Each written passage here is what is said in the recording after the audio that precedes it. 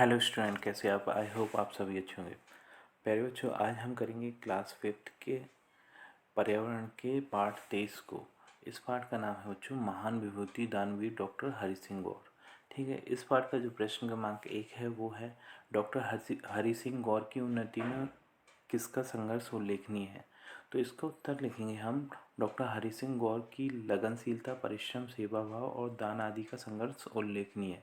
उनमें ये गुण थे बच्चों, लगनशील बहुत ज़्यादा थे, परिश्रम मेहनती बहुत ज़्यादा थे और सेवा भाव और दान की भावना बहुत ज़्यादा थी, इसलिए उनका जो संघर्ष है उल्लेखनीय है बच्चों। अब प्रश्न क्रमांक 2 है बच्चों, वो है विधिवेता शब्द का प्रयोग करते हुए एक वाक्य निर्माण कीजिए और लिखिए। तो इसका आप वाक्य निर्माण कर सकते हैं बच्चों, विधिवेता डॉक्टर हरि सिंह का कार्य सराहनीय है। मतलब उन्होंने जो भी काम किए उनकी सराहना की जानी चाहिए, उनकी तारीफ की जानी चाहिए। प्रश्न क्रमांक 3 है बच्चों, वो है डॉक्टर गौर को सर की उपाधि से क्यों विभूषित किया गया था। तो इसका उत्तर आप लिखेंगे, डॉक्टर हरि सिंह गौर को सर की उपाधि से विभूषित शिक्षा के क्षेत्र में उल्लेखनीय कार्यों के कारण किया गया था। मतलब उन्होंने शिक्षा के क्षेत्र में बहुत अच्छे कार्य किए गए थे, इसलिए उन्हें सर की उपाधि दी गई थी बच्चों। प्रश्न क्रमांक 4 है बच्चों, वो है डॉक्टर हरि सिंह गौर ने सागर विश्वविद्यालय की स्थापना क्यों की थी। तो इसका उत्तर आप लिखेंगे, डॉक्टर हरि सिंह गौर ने सागर विश्वविद्यालय की स्थापना भारत देश का सुनहरा निर्माण करने के उद्देश्य से की थी। उनका ऐसा मानना था कि जब हमारे देश में एक अच्छा विश्वविद्यालय होगा तो हमारे देश का जो भविष्य होगा वो एकदम सुनहरा होगा, क्योंकि जिस देश के बच्चे पढ़ते लिखते हैं उस देश का भविष्य सुनहरा बन जाता है बच्चों। अब चलते हैं अगले प्रश्न की ओर। प्रश्न क्रमांक 5 है बच्चों, वो है डॉक्टर हरि सिंह गौर अतिरिक्त सहायक आयुक्त के पद से त्यागपत्र न देते तो उनके जीवन पर क्या अंतर पड़ता। तो यदि डॉक्टर हरि सिंह गौर अतिरिक्त सहायक आयुक्त के पद से त्यागपत्र न देते तो वह वहीं काम कर रहे होते और उनकी सागर विश्वविद्यालय की नींव नहीं रखी जाती। तो बच्चों, अगर वो वहीं जॉब करते रहते तो उनका जो सागर विश्वविद्यालय खोलने का जो सपना था वो पूरा नहीं हो पाता, क्योंकि वो वहाँ काम करते हुए इस सपने को पूरा नहीं कर सकते थे बच्चों। अब चलते हैं अगले प्रश्न की ओर।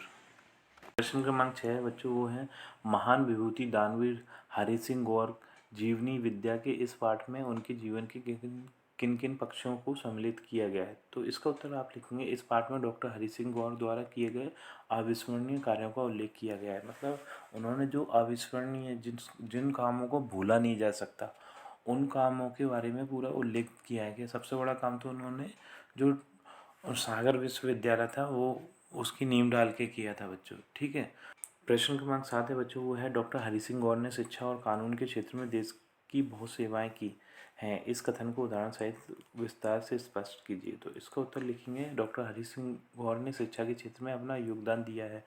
वे देश के सर्वोत्तम निर्माण के लिए शिक्षा को जरूरी मानते थे। सागर विश्वविद्यालय की स्थापना और शिक्षा प्रदान करने के उद्देश्य से ही की थी। वे स्वयं प्रथम श्रेणी के शिक्षार्थी थे। मतलब वो शिक्षा को बहुत ज़्यादा महत्व देते थे बच्चों, क्योंकि वो जानते थे कि एक अच्छे देश का निर्माण शिक्षा से ही किया जा सकता है बच्चों। तो अब चलते हैं अगले प्रश्न की।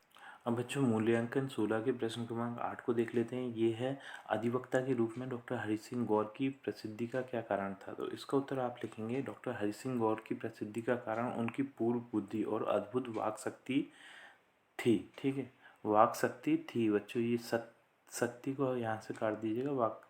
ठीक है, इस तरीके से ये प्रश्न क्रमांक 8 भी आपका पूर्ण होता है। अब प्रश्न क्रमांक 9 है, वो है डॉक्टर हरि सिंह गौर द्वारा सागर विश्वविद्यालय की स्थापना का क्या महत्व है। तो इसका उत्तर आप लिखेंगे, डॉक्टर हरि सिंह गौर द्वारा स्थापित सागर विश्वविद्यालय से देश के भविष्य का सुनहरा निर्माण होने में मदद मिली है। ठीक है बच्चों, अब चलते हैं अगले प्रश्न। प्रश्न क्रमांक 10 है बच्चों, वो है डॉक्टर हरि सिंह गौर के विद्यार्थी जीवन पर प्रकाश डालिए। तो इसका उत्तर आप लिखेंगे, डॉक्टर हरि सिंह गौर की प्रारंभिक शिक्षा सागर में और इंटरमीडिएट तक की शिक्षा पहले जबलपुर में बाद में नागपुर में पूरी की। आगे की शिक्षा के लिए उन्होंने नागपुर के कॉलेज में प्रवेश लिया, उसमें अंग्रेजी और अर्थशास्त्र में ऑनर्स करने वाले वे पहले विद्यार्थी थे। ठीक है बच्चों, तो बच्चों इसी प्रश्न के उत्तर के साथ हमारी ये वीडियो कंप्लीट होती है। यदि आपको ये वीडियो अच्छी लगी है बच्चों, वीडियो को लाइक कर दीजिए, चैनल को सब्सक्राइब कर दीजिए। आपसे मिलते हैं अपनी अगली वीडियो में।